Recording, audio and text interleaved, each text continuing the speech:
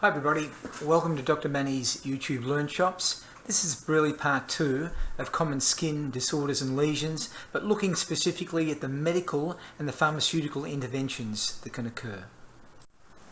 The lecture objectives are to identify common skin conditions, anomalies, abnormalities.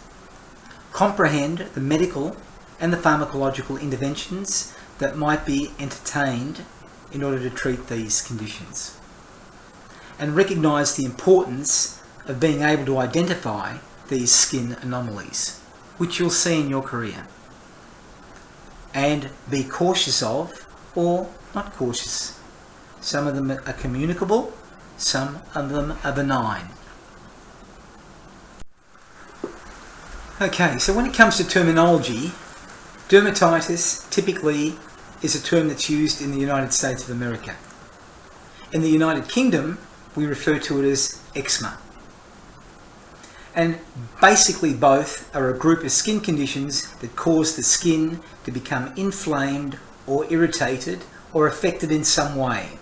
Now the common types that we're going to review are atopic dermatitis, contact dermatitis, take note of that one, because you may be exposed to this in your clinical areas, in your career. Nummular dermatitis, Neuro-Dermatitis, Dyshidrotic Dermatitis, and Stasis Dermatitis.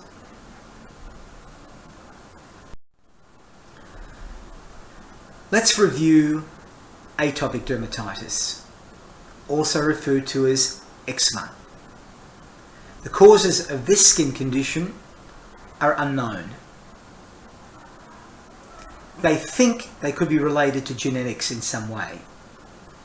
This type of dermatitis is not contagious, therefore it's not communicable.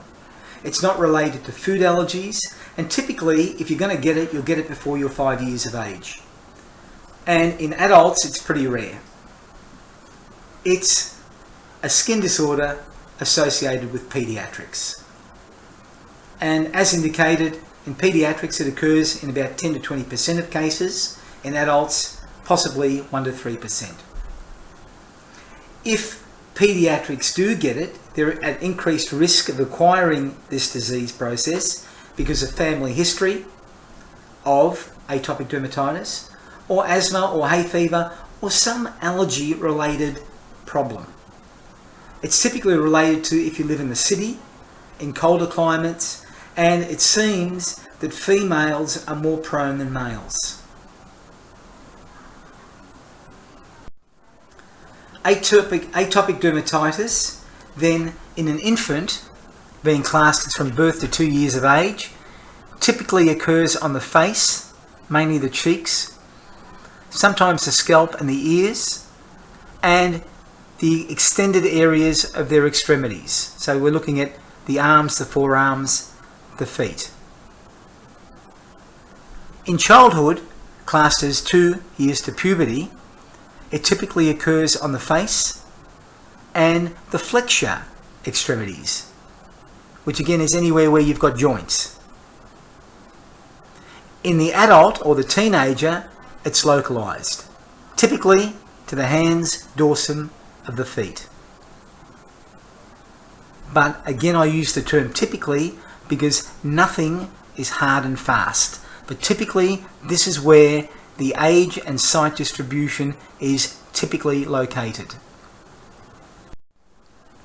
When we look at infants, atopic dermatitis is common amongst infants, and it can appear as early as 2 months of age. The rash makes the skin dry, scaly and itchy, and they're going to scratch. And if they scratch, they can get skin infections.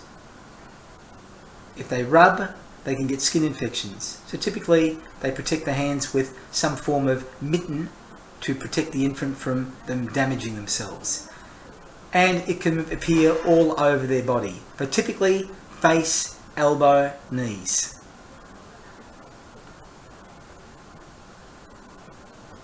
And it's itchy and it's irritating.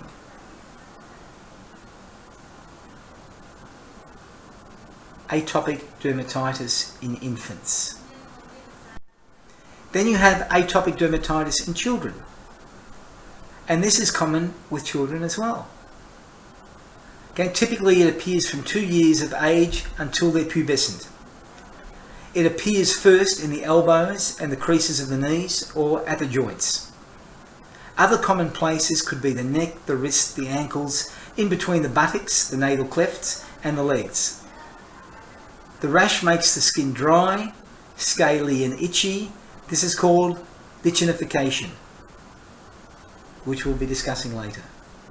It just means dry skin.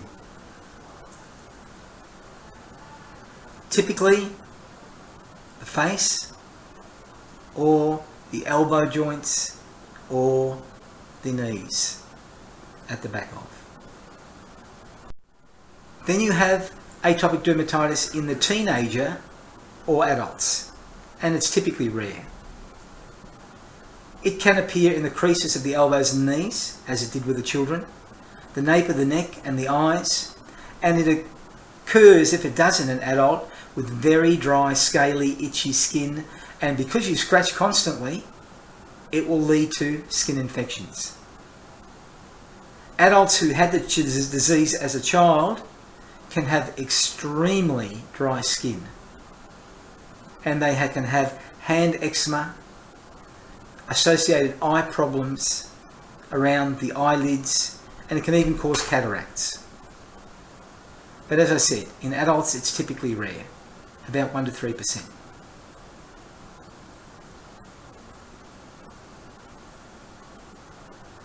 And again, I guess it could cause body image issues.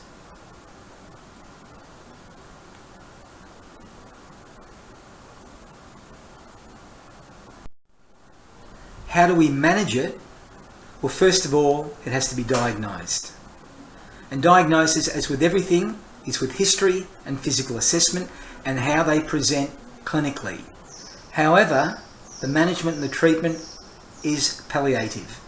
There's no cure for this. So the best thing to do is to prevent deterioration of the skin and infections.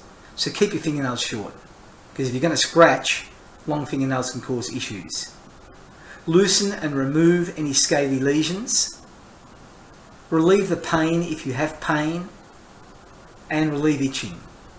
Sometimes lukewarm baths can be helpful. Emollients such as QV lotion, Vanny cream, liquid paraffin can be helpful. Otherwise, medical interventions include antihistamines such as chlorpheniramine or cetirizine.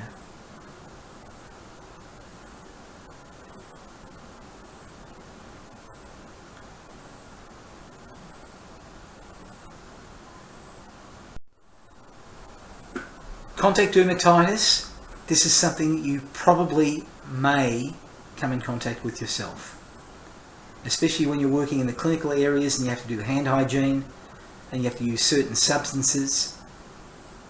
You have to wear certain forms of personal protective equipment. But contact dermatitis is typically allergenic in nature. The signs and symptoms will be itchy skin, a rash, which is red, swollen skin and hot. It can be burning and stinging. It can result in hives as wheals, which we discussed in the previous section. It can result in blisters, which can also be referred to as cysts if you choose to.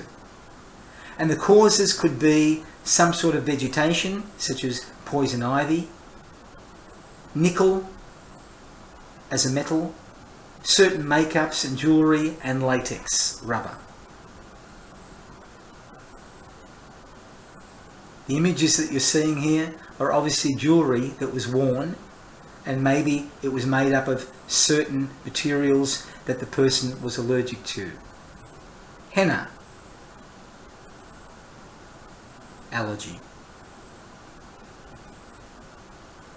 Watch material allergy. Latex glove allergy.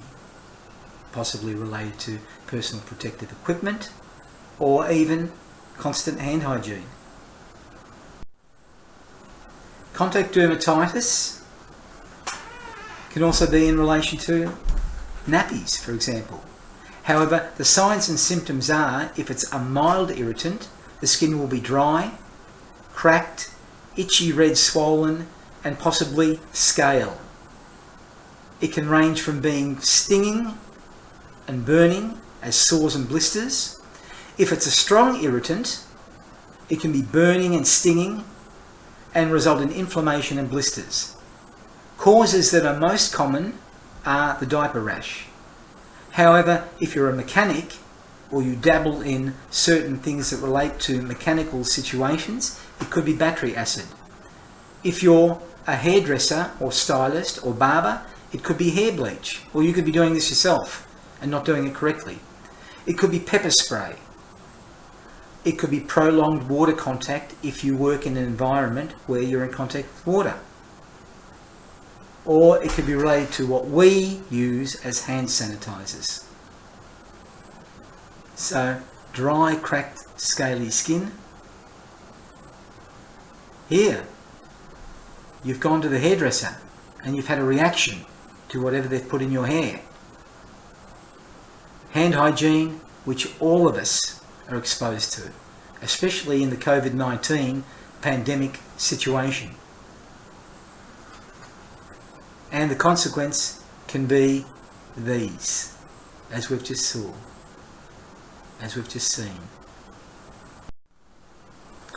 What's the management for contact dermatitis? Well, as always, you need a history, a proper physical assessment, review the clinical presentation, and in most cases, they'll do what is called a serum immunoassay test to see what you have as far as allergens go, and the medical interventions may be a skin or patch test. And the treatment depends on the causative agent. And essentially, it's to find and remove whatever is causing the problem. For symptomatic treatment in a mild reaction, antihistamines. The same things that we mentioned before, moisturizers, such as QV lotion or Vanny cream or whatever the product is on the market currently. Then you can have corticosteroids such as prednisolone, hydrocortisone 1% cream, or higher if required. In a severe reaction, you get an intramuscular or sometimes intravenous antihistamines. Or you may require intravenous corticosteroids such as hydrocortisone. The patch test that you can see, and the consequences of the patch test after a period of time, because they put the allergens onto your skin, will give you a picture. So therefore you can have an extreme positive test result, which result in vesicles or bullae, which are fluid filled, as we mentioned previously, or it can be just an irritant, a discrete, patchy or homogeneous redness, erythema, and no real infiltration into the skin. It depends on your reaction to the patch test.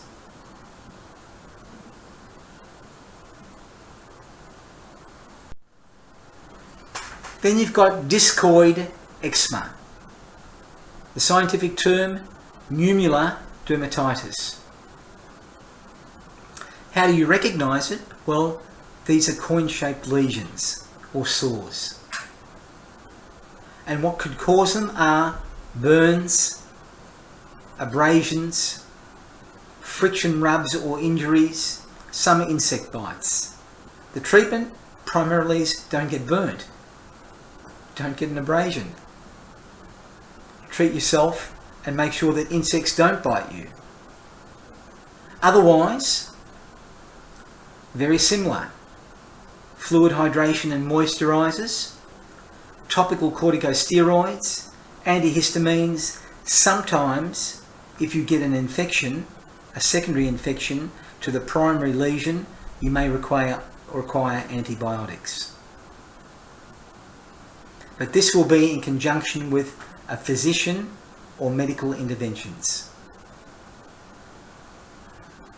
The lesions, as I said, are typically coin-shaped, sores, which are raised.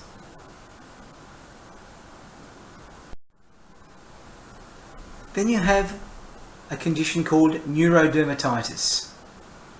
And in Neurodermatitis, the symptoms are intense itching, which develops in a patch of skin. It can be on an arm or a leg, at the back of the neck. It can be in the anal or genital areas. And it appears to get worse when people are relaxing or when they're sleeping. But however, it's often associated with stressful situations. Hence the term neurological or neuro. Stress related, psychological related, neurological related. The treatment is try not to get stressful. Again, the treatment is fairly generic. Hydrate, moisturizers, topical corticosteroids, antihistamines, antibiotics if you get a secondary infection. It depends on how bad it is. If you end up scratching it like this woman is here now doing in the picture, then you could get a secondary infection. And it could become quite serious.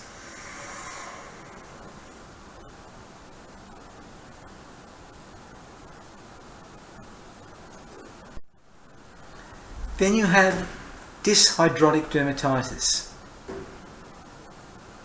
And this is a dermatitis which results in itchy, irritant, dry skin on both the hands and the feet.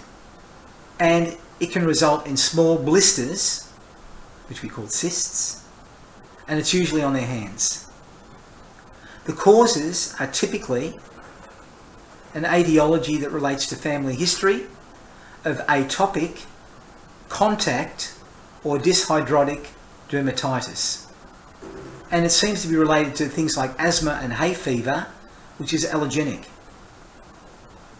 If you sweat a lot, this can become an irritant. Moisture and prolonged exposure in water, if you work in the building industry, for example, and you're constantly exposed to water because you're mixing cement to create concrete, or you're working with certain metals such as chromium, cobalt or nickel, you could be at risk. The treatment again is fairly generic. Avoid the causes. Use moisturizers. If it's bad, go and see a doctor who will prescribe corticosteroids or histamines. And if you have a secondary infection, he may or she may prescribe antibiotics.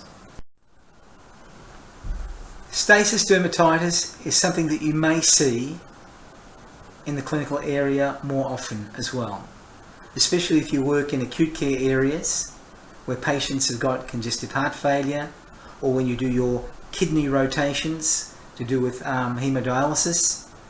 And stasis dermatitis essentially is about poor circulation of the lower legs. And causes can be as a result of venous insufficiency, basically meaning that blood doesn't return nicely back to the heart in the lower limbs, varicose veins, a history of hypertension or a previous injury to that limb.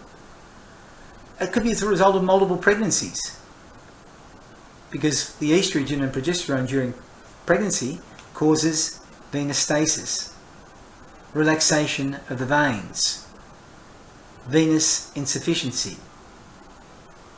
It can be related to surgery on that limb, or congestive heart failure, or kidney failure and obesity.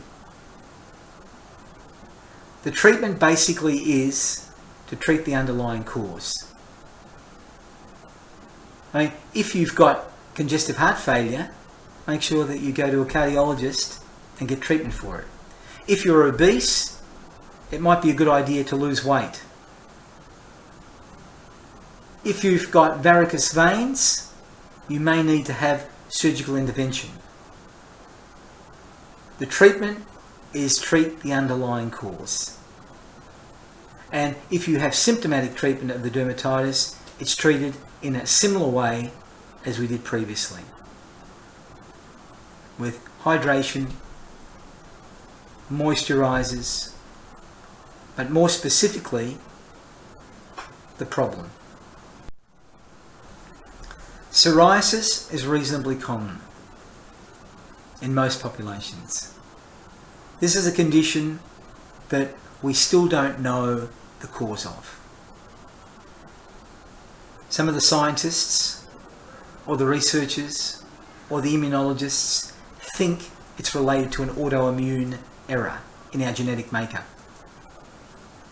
So therefore it's associated with genetic inheritance, and as a consequence of that, cell growth appears to be more rapid than normal, and as a consequence, cells get old and they die. And that's why you get now here dry, scaly skin. However, it's not life-threatening, and it's not contagious, and it's not communicable in that sense. However, it is a chronic disease, and there can be remissions with it, and it can be related to all different ages. What causes it? They don't know. But there are triggers that are related to things like stress, weather changes, injuries, infections, and certain medications. The signs and symptoms that you'll see are typically that you'll see a circular area. It's raised and it's associated with plaque. But the edges are very clearly demarcated. Why? The experts still don't know. It can be in any body area, whether it's on the legs, the knees, elbows, even the buttocks.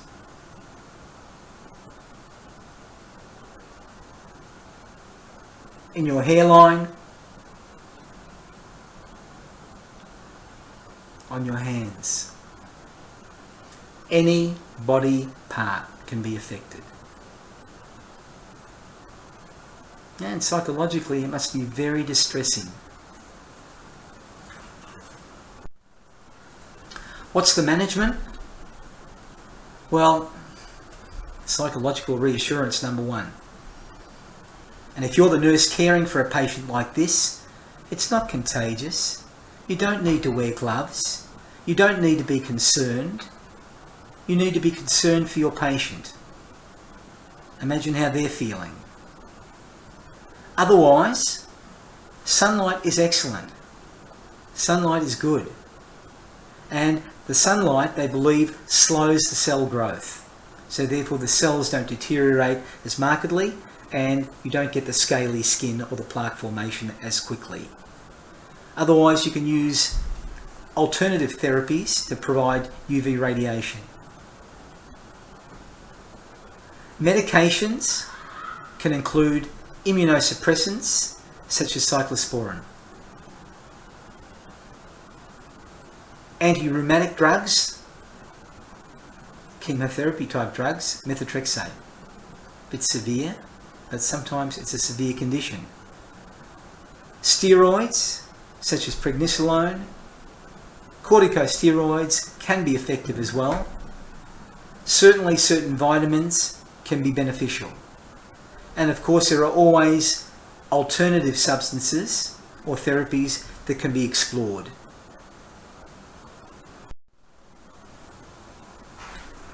Impetigo. Contagious. The etiology typically is a bacterial infection such as Staph aureus, but it can be related to other forms of bacteria as well.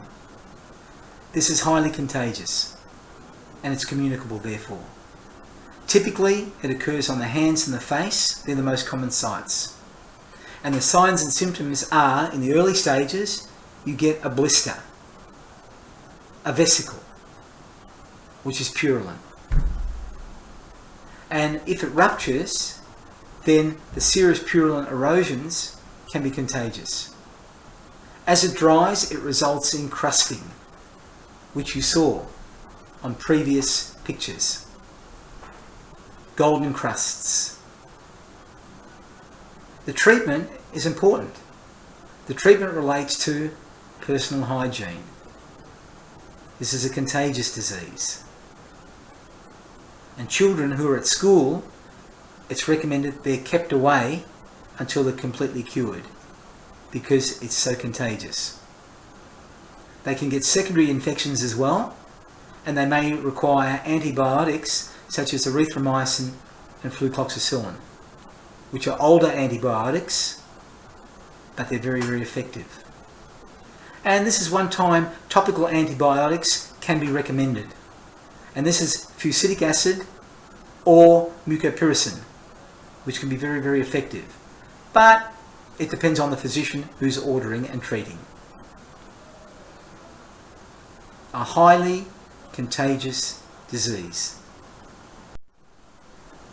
Then you've got furuncles, also called carbuncles, also referred to as boils, which are extremely painful.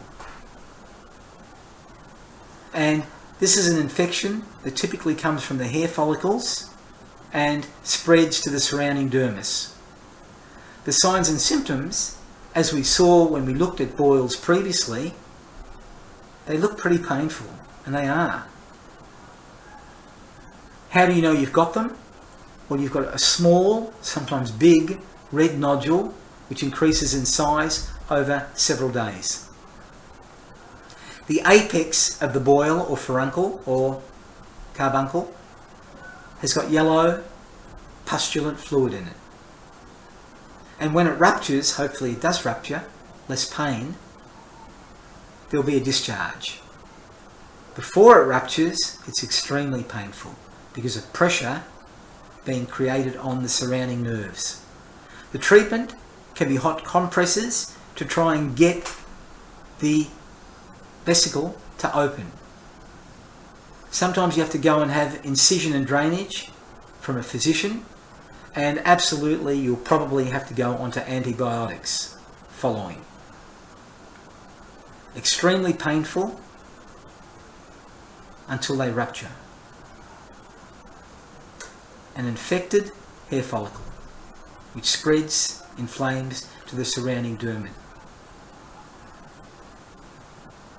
Extremely painful.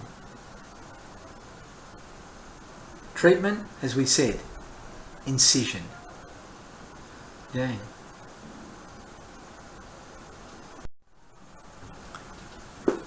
The next skin condition we're going to review is called Acne vulgaris. It's nasty. Most of us have had some form of acne during our teenage years, but not like this. Some of you may have.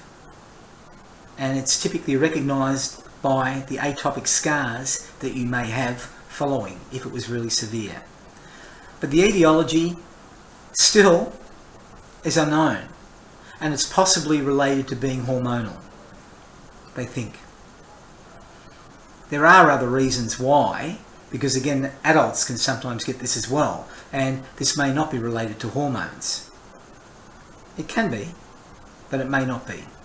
But typically it's something that occurs in your teenage years, or with hormonal possibilities, which again probably are more common in females than it is in males. But there's an excess in oil and skin cells, and they're trapped in a pore. And this creates an inflamed blockage, which is called a comedon, a blackhead, which we reviewed previously. And acne causing bacteria can be the Propionibacteria acne. And typically, as I said, this occurs from puberty to the early 20s, but it can extend into the later years. And the common sites are the sebaceous glands of the face and upper chest, the back, the shoulders, and the neck. They're the typical places where these occur. So how do we manage this? How do we manage these lesions that are blackheads, that are sometimes referred to as a red papule or a pustule or a cyst, and result in scar pits which could be keloid? The management involves typically avoid eating fatty foods. Don't eat chocolate. Got a lot of fat in it. Delicious, but problematic. Clean regularly with mild soap solutions. Harsh soap solutions can be irritative. In my youth, I found sunlight was the best. Going to the ocean, swimming, surfing, the acne disappeared very, very quickly. The salt water from the ocean cleans your skin. The sun heals. UV radiation is very, very important in all aspects of life. Not overdoing things, but some. Then you can have topical curolytics and retinoids, creams. And in some cases, antibiotics, if these other forms of management aren't effective. It can be quite a debilitating disease, especially it affects your body image. I mean, everybody wants to look pretty. I mean, if you're a girl especially, and a guy, and this is what it can result in: atopic scarring, keloid scarring, if you've got that type of skin. Scabies is a condition, as we indicated earlier, that results in a burrow formation on the skin. But the etiology is the Capitis, Scabii, var hominis. It's a female. And she, as a female, wants to lay her eggs in your epidermis, and it's the eggs that hatch over 4 to 5 days. And this is a contagious parasite which is very easily transmitted. And apparently, even here in Malaysia, it's commonly seen in most of the skin clinics. The signs and symptoms is an irritation of the skin, and it seems to get worse at night because that's when these mites are active. And there's a rash that's associated with the burrow that the mite creates. The treatment, very, very simple, and as a consequence of that, there's 100% cure if the treatment is provided effectively. And the treatment is a benzoate, malathion lotion about 0.5 and permethrin cream 5%. And this can be applied from the neck to the soles of the feet. A very simple application, but it has to be applied correctly. The management, as I said, is with benzoate, and the patient is bathed and dried. The lotion is applied to the whole body, apart from the head. If the lesions are present on the head, lotions can be applied with either cotton wool or a paintbrush, but not really for children under the age of 2 years of age. This can result in an allergic reaction. The benzoate and malathion should be left on for 24 hours, and the permethrin should be on for 12 hours. And these treatments can be reapplied after a week. All bedclothes should be removed and washed effectively, as should be the clothes, because these mites can stay in these areas and reinfect you.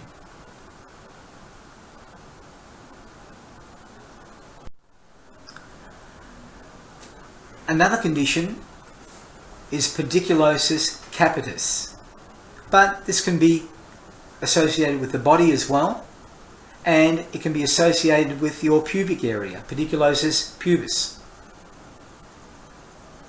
but we're just going to focus on Pediculosis capitis, which is head lice. And Pediculosis humanus capitis basically means this bug is for us. It's easily transmitted, it's a contagious parasite, certainly in children, and again a female mite lays her eggs in the hair and it hatches in about 4 to 5 days.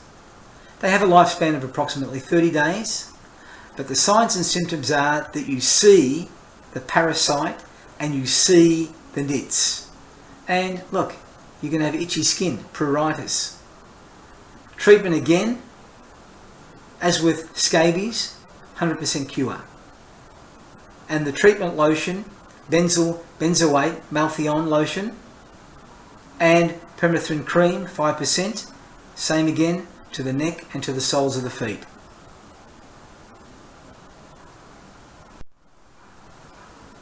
More specifically, the management involves anticholinesterases, which we already previously mentioned, being Malthion, in addition to carbaryl and pyrethroids, permethrin, which we mentioned previously, and phenethrin. All these solutions should be rubbed into the dry hair and shampooed off after about 12 hours. And phenethrin can be applied after shampooing and drying the hair, and it is left for about 10 minutes. And the scalp should then be rinsed and dried. After the application, the hair should be combed with a special nit comb while it's still wet. And the treatment is typically repeated after about a week. And if you are in the household, every member of the household should be treated. And it doesn't matter how clean you are, because nits don't like dirty environments. They like clean. So it doesn't mean that you're living in an area or an environment that is dirty. It just means that you've been infected by someone. And typically it's children. They go to school.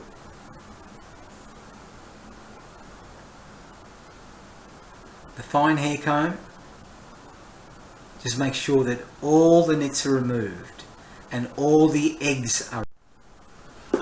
Okay, that wraps up that lecture of medical interventions and pharmacological interventions for certain skin conditions. So now we're going to revise. I want you to be able to think about and attempt to determine which lesion this could be. What do you think?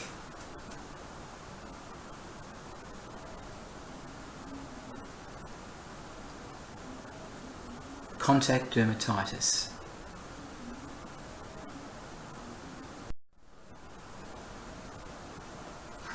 What do you think?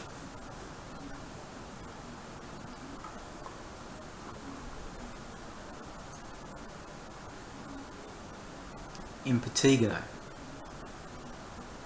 Contagious.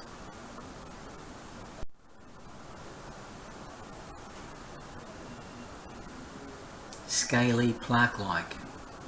Dry.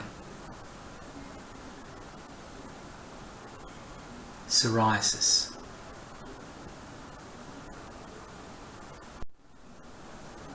Ouch. Looks painful. It's a boil, a furuncle or a carbuncle, other terminology. Ouch. Experienced something similar. Contact dermatitis. Could be hand hygiene, soap irritants, latex rubber gloves. What do you think?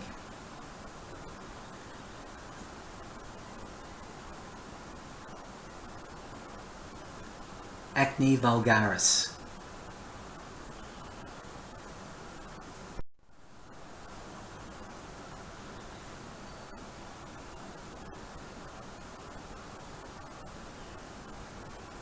Yep, correct. Atopic dermatitis in a child. Common.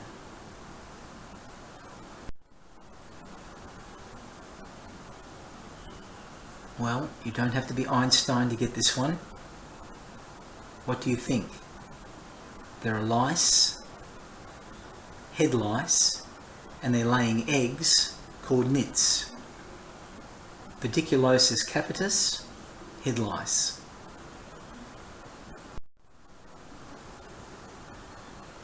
Raised,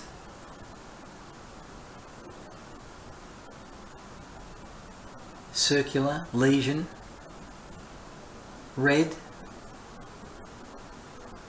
eczema, discoid eczema or nummular dermatitis.